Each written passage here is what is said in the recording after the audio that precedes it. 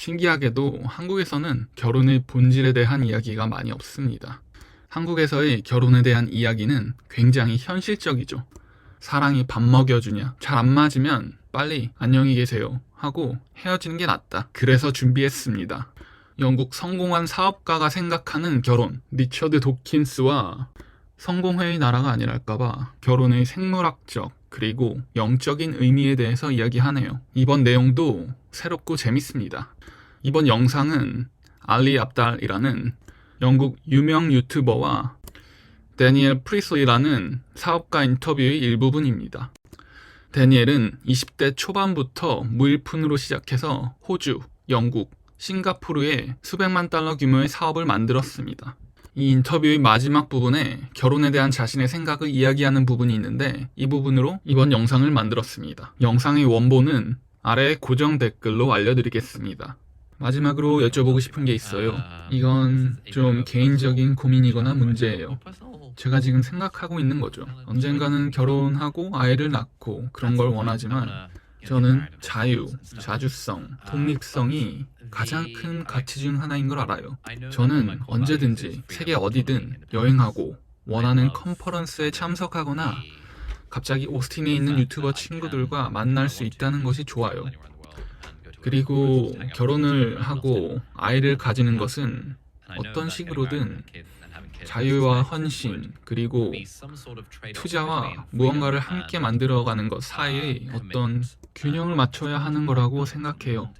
결혼하고 아이를 가진 모든 지인들이 매우 만족하고 좋다고 하지만 분명 자유에 대한 대가가 따를 것 같아요. 전적으로 공감해요.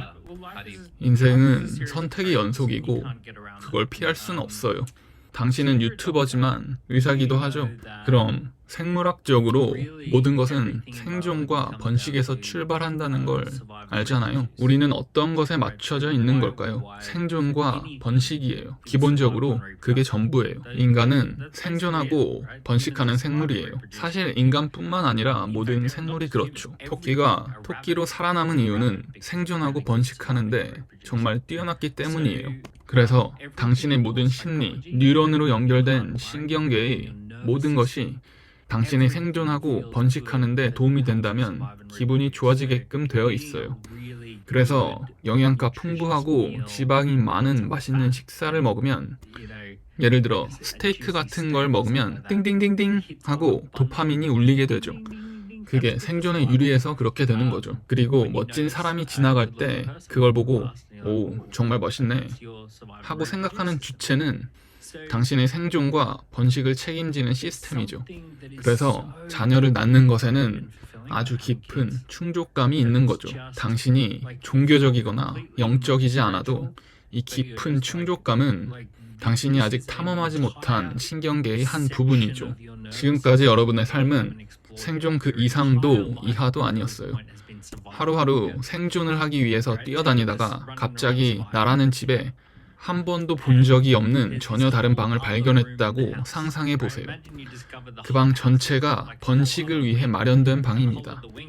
이것은 여러분에게 출산은 삶의 가장 큰 이유고 삶에서 최고의 것임을 느끼게 해주는 신경계로 만들어진 방입니다. 만약 여러분이 종교적이거나 영적인 사람이라면 출산이란 횃불을 전달하는 행위처럼 느껴질 거예요. 생명의 횃불을 전달하는 거죠. 실제로 자신이라는 유산을 미래로 전달하는 겁니다.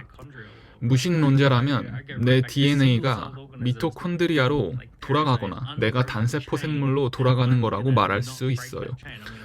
그곳에는 끊어지지 않는 고리가 있어요. 그리고 그 고리를 계속 이어나갈 거예요. 삶을 미래로 전달하는 거죠. 그리고 그 행위는 기분을 끝내주게 좋게 해줍니다. 누구나 번식하고 싶은 욕구가 있어서 번식을 하면 기분이 좋아집니다. 이건 식욕과 같은 원초적인 욕구예요. 그래서 저라면 그 기회를 놓치지 않을 거예요. 비행기를 타고 성공을 맛보는 것은 멋지지만 이건 생물학적으로 기분이 좋아지게 디자인된 행위와는 완전히 다른 문제죠. 삶은 각각의 챕터로 이루어져 있어요. 누구에게도 얽매이지 않는 싱글이라는 챕터가 있고 자유롭게 여행을 하며 멋지고 섹시한 커플임을 즐기는 챕터가 있어요. 커플이라는 것 자체를 즐기는 챕터도 있습니다. 아이를 키우는 커플로서의 챕터가 있고, 자기들끼리만 놀러 다니는 사춘기 아이들을 돌보는 커플이라는 챕터가 있습니다. 그리고 자녀가 장성해서 떠난 커플의 챕터가 있죠. 우리는 삶에서 이런 챕터를 통과하게 되죠. 그리고 이전 챕터에 집착하는 사람들은 비참하게 살아요. 이런 말 하기는 싫지만 여전히 지나간 챕터에 머무르는 사람들이 있어요. 저는 고등학교 챕터에 머물러 있는 친구들이 있는데요. 함께 모이면 그 친구들은 25년 전 고등학교에서 일어난 일에 대해 여전히 이야기하고 있어요. 25년 전 일인데, 정말 오래된 일인데 그게 무슨 의미가 있나요? 그래서 삶의 챕터를 통과하면서 살아야 해요. 스스로에게 질문해 보세요. 내가 진짜로 지금 속해 있는 챕터를 충분히 즐겼나? 나라는 책의 다음 챕터로 넘어갈 준비가 되었나? 다음 모험을 향해 나아갈 준비가 되었나? 인터뷰를 하는 알리 씨는 아직 20대죠. 그러면 이번 챕터를 몇 년 더 즐길 수는 있겠지만 언젠가는 이번 챕터의 끝이 다가올 거예요. 그리고는 다음 챕터가 멋지게 펼쳐질 거예요. 멋지네요. 좋은 말씀 감사합니다. 인터뷰는 여기서 마무리할게요. 지금 한국의 결혼 문화와 가치관은 생겨난 지 얼마 되지 않았습니다. 길어야 50년 정도 되었겠죠. 그런데 결혼은 그렇지 않죠. 특히 출산은 인간이라는 종의 시작과 끝을 같이 합니다. 이번 영상에서 결혼에 대한 조금 다른 시각을 알아봤습니다. 이를 통해서 2024년 한국인이 생각하는 결혼이라는 고정관념에서 조금은 벗어나서 결혼과 출산에 대해 다른 관점에서 생각해보는 것도 좋을 것 같네요. 한국인들이 행복하게 살아가기 위한 더 많은 팁을 알고 싶으면 중꺾마TV 구독과 좋아요 눌러주세요.